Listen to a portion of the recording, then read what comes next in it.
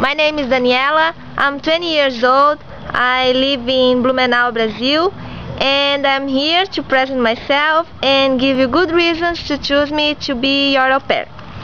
I will show you where I live. This is my house. I live here with my uncle and my grandmother.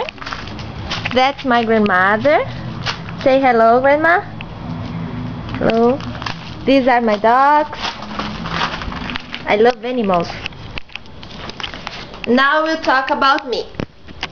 I'm a flexible person, very persistent, very friendly, and I like to help people. About my experience with children, I have a good experience with them. I worked as a volunteer in a daycare center during 4 months, and I took care of 20 children.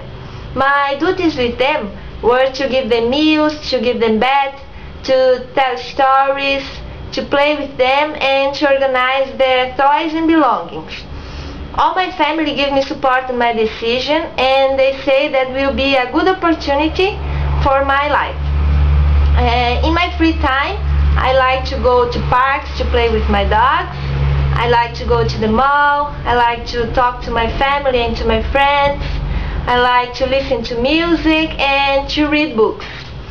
I'm very excited of being an au pair because I love children and I want to improve my English skills and to learn more about the United States culture.